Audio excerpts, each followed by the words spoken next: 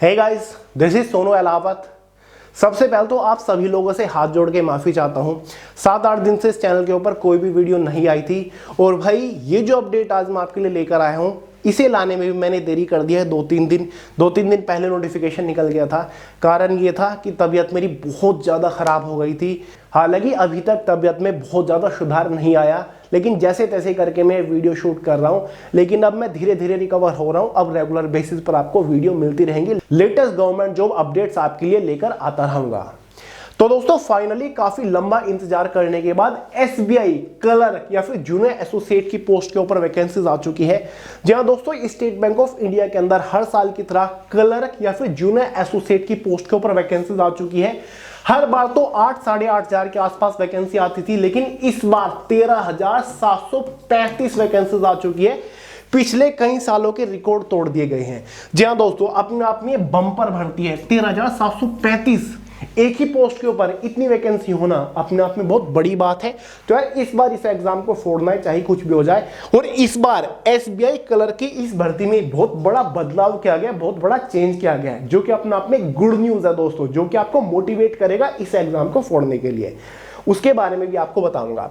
तो detailed official notification हमारे पास है। एक एक चीजें आगे इस वीडियो में डिस्कस करेंगे। सारी चीजें आपको बताऊंगा। इसका detail selection procedure, important dates, eligibility criteria, age limit, education qualification, exam pattern को समझेंगे। एग्जाम सिलेबस आपको पीडीएफ फॉर्म में प्रोवाइड करा के जाऊंगा।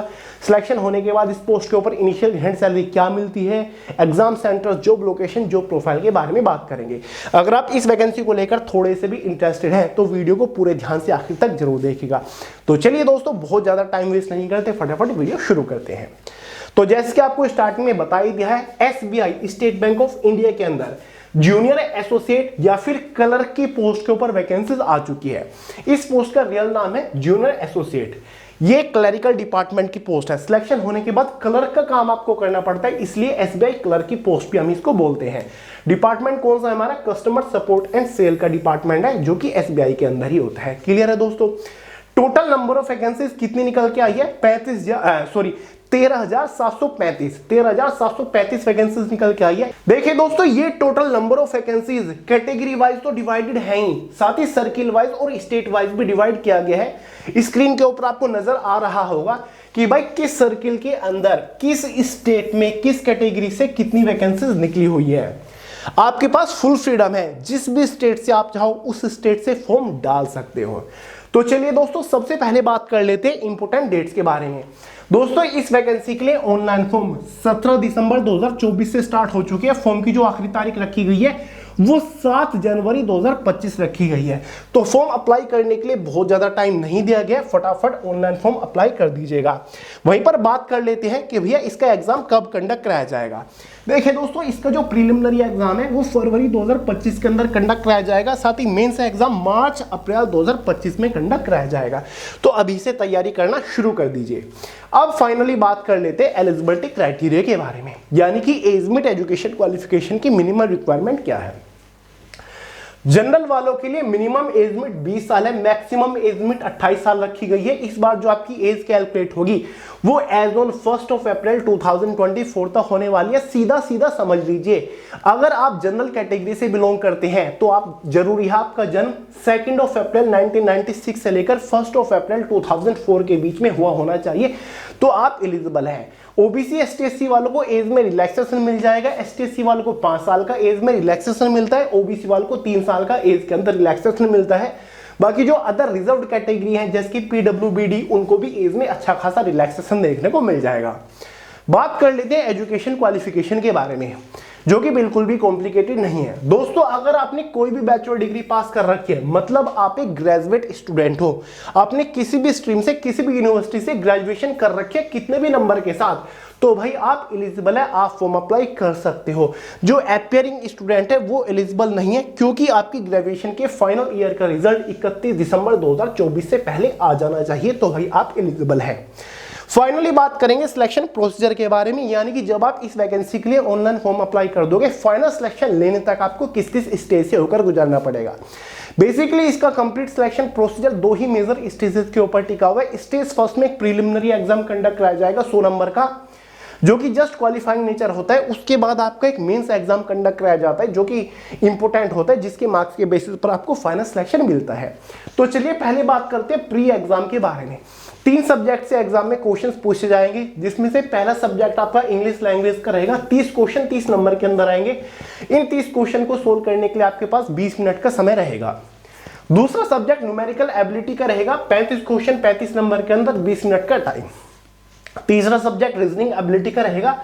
35 क्वेश्चन 35 नंबर का और 20 मिनट का टाइम। इसी के बेसिस पर प्री एग्जाम में 100 क्वेश्चन 100 नंबर का पेपर 1 आवर यानी कि 60 मिनट क्वेश्चन पेपर की टाइम ड्यूरेशन।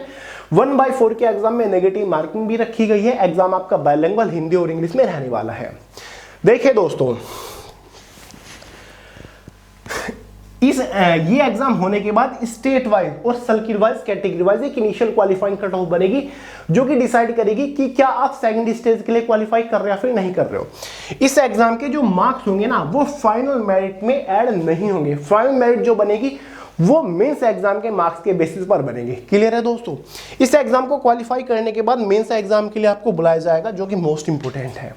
सिलेबस आपको एक साथ आगे बता दूंगा। मेंस एग्जाम में ये 4 सब्जेक्ट होंगे। पहला सब्जेक्ट आपका जनरल और फाइनेंशियल अवेयरनेस का रहेगा। यहां पर 50 क्वेश्चन आएंगे 50 नंबर के अंदर। 35 मिनट का टाइम आपके पास रहेगा। दूसरा सब्जेक्ट जनरल इंग्लिश का रहेगा। 40 क्वेश्चन 40 नंबर के अंदर 35 मिनट का टाइम। तीसरा सब्जेक्ट क्वांटिटेटिव एप्टीट्यूड का रहेगा। 50 क्वेश्चन 50 मिनट का टाइम, 50 क्वेश्चन 50 नंबर के अंदर 45 मिनट का टाइम। चौथा subject reasoning ability and computer aptitude का रहेगा। 50 क्वेश्चन 60 नंबर के अंदर 45 मिनट का टाइम रहेगा। इसी के बेसिस पर एग्जाम में 190 क्वेश्चन आएंगे। 200 नंबर का पेपर रहेगा। 2 घंटे 40 मिनट क्वेश्चन पेपर की टाइम ड्यूरेशन होती है। यहां पर नोटिस आपने कर लिया होगा, रीजनिंग एबिलिटी और कंप्यूटर एप्टीट्यूड इन दोनों सब्जेक्ट से मिलाकर 50 क्वेश्चन आएंगे, लेकिन 60 नंबर के अंदर आएंगे। इसीलिए 190 क्वेश्चन 200 नंबर के अंदर आते हैं।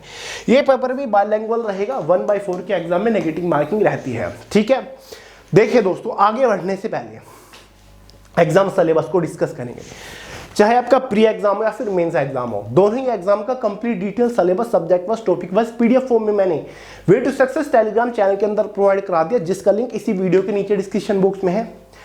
वहां से आप पूरे सिलेबस को पीडीएफ फॉर्मेट में अपने मोबाइल फोन के अंदर डाउनलोड करके अच्छे से देख सकते हैं, समझ सकते हैं कि भाई किस सब्जेक्ट के अंदर से कौन से टॉपिक के ऊपर मोस्टली फोकस करना है। तो टेलीग्राम चैनल का लिंक इसी वीडियो के नीचे डिस्क्रिप्शन बॉक्स में एक बार देख लीजिएगा। ठीक है दोस्तों, समझ गए? अब देखिए दोस्तों, मेंस एग्जाम होने के बाद एक फाइनल मेरिट बनेगी और वो 200 नंबर में से बनेगी। क्लियर है? यहां पर आपका कोई इंटरव्यू कंडक्ट नहीं कराया जाता, कोई डिस्क्रिप्टिव पेपर नहीं होता, केवल इन्हीं दोनों एग्जाम के बेसिस पर आपका फाइनल सिलेक्शन होता है। फाइनल मेरिट जो बनेगी वो 200 नंबर में से बनेगी और इसी मेंस एग्जाम के मार्क्स के बेसिस पर बनेगी। और ये फाइनल मेरिट आपकी स्टेट वाइज और कैटेगरी वाइज बनेगी, यानी कि Uttar Pradesh general OBC ST SC की कट ऑफ अलग, Haryana general OBC ST SC की ईडब्ल्यूएस की कट ऑफ अलग, Gujarat general OBC ST SC की कट ऑफ अलग। जिस भी स्टेट से आपने फॉर्म अप्लाई किया होगा, आपको उस स्टेट की कट ऑफ को क्वालिफाई करना होगा। समझ गए? एक और बात, जिस भी स्टेट से आप फॉर्म अप्लाई करना चाहते हो, जरूरी है कि उस स्टेट की लोकल लैंग्वेज की नॉलेज आपको होनी चाहिए। जैसे अगर आप गुजरात से फॉर्म अप्लाई कर रहे हो तो गुजरात की लोकल लैंग्वेज क्या है? गुजराती। तो गुजराती आपको पढ़ना, समझना, बोलना, लिखना आना चाहिए। उसकी बेसिक नॉलेज आपके पास होनी चाहिए। मान के चलिए आप बिलोंग तो करते हो उत्तर प्रदेश से, फॉर्म अप्लाई करने जा रहे हो आप पंजाब से, पंजाब की लोकल लैंग्वेज पंजाबी होती है, तो भाई पंजाबी की समझ आपको होनी चाहिए। ठीक है, तो बेहतर यही रहेगा उसी स्टेट से फॉर्म अप्लाई करो जिस स्टेट की लोकल लैंग्वेज आपको आती हो, उसकी लोकल लैंग्वेज आप समझते हो, रीजनल लैंग्वेज समझते हो, या फिर अपने खुद के स्टेट से फॉर्म अप्लाई करिए, क्योंकि हर एक स्टेट से इस बार टोटल नंबर ऑफ वैकेंसीज ठीक ठाक ही निकल के आई है। समझ गए? ऐसा दोस्तों मैं इसलिए कह रहा हूं क्योंकि फाइनल सिलेक्शन से पहले इसमें आपके एक लोकल लैंग्वेज टेस्ट भी होता है, यानी कि जिस भी स्टेट से आप फॉर्म डाल रहे हो उस स्टेट की रीजनल लैंग्वेज की समझ आपको होनी चाहिए। ये एक क्वालिफाइंग टेस्ट होता है। लेकिन अगर 10वीं 12वीं में आपने उस सब्जेक्ट को पढ़ा है, ठीक है, तो आपको इस लोकल लैंग्वेज टेस्ट से होकर नहीं गुजरना पड़ेगा, आपका टेस्ट नहीं होगा। क्लियर है? ये जस्ट क्वालिफाइंग नेचर टेस्ट होता है, बेसिक सा होता है, आप कर लोगे अगर आपको उस स्टेट की लोकल लैंग्वेज की समझ है।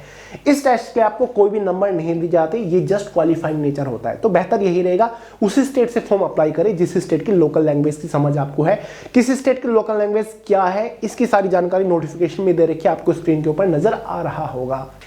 तो चलिए दोस्तों, अब फाइनली बात करेंगे कि भैया सिलेक्शन होने के बाद इस पोस्ट के ऊपर सैलरी क्या मिलती है। इस पोस्ट का जो बेसिक पे है 26,730 रुपए है। ये जस्ट बेसिक पे है दोस्तों, बेसिक पे है। इस बेसिक पे के साथ कुछ एक्स्ट्रा एडिशनल अलाउंसेस भी जुड़ते हैं, जिसके बाद आपकी इनिशियल इनहैंड सैलरी हो जाती है 46,000 रुपए। जी हाँ दोस्तों, यही इस बार सबसे बड़ा बदलाव किया गया है। पिछले साल तक जो आपकी इनिशियल इनहैंड सैलरी थी वो 37,000 रुपए तक बैठ रही थी, 37,000 रुपए महीना सैलरी थी with all and extra allowances.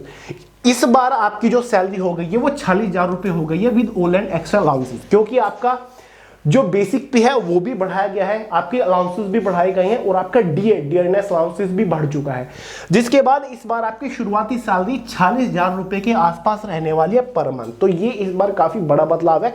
पिछले साल केवल 37,000 थी। आप पिछले साल का नोटिफिकेशन डाउनलोड करके देख सकते हैं, चेक करके देख सकते हैं। समझ गए दोस्तों?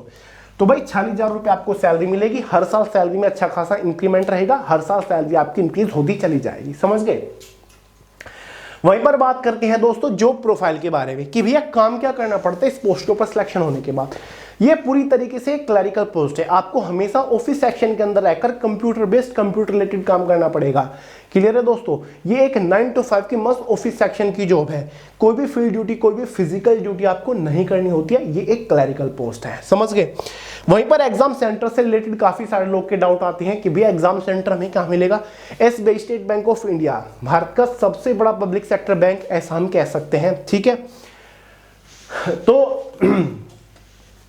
आपके जो एग्जाम होंगे वो ऑल ओवर इंडिया के अंदर है। ठीक है, आपको अपने होम स्टेट में भी एग्जाम सेंटर देखने को मिल जाएगा। एग्जाम सिटीज की सारी जानकारी नोटिफिकेशन भी दे रखी है कि भाई किस स्टेट के अंदर कौन कौन से शहर के अंदर आपको एग्जाम सेंटर देखने को मिल सकते हैं। तो भाई आपको अपने होम स्टेट में आसपास के शहर में एग्जाम सेंटर देखने को मिल जाएगा।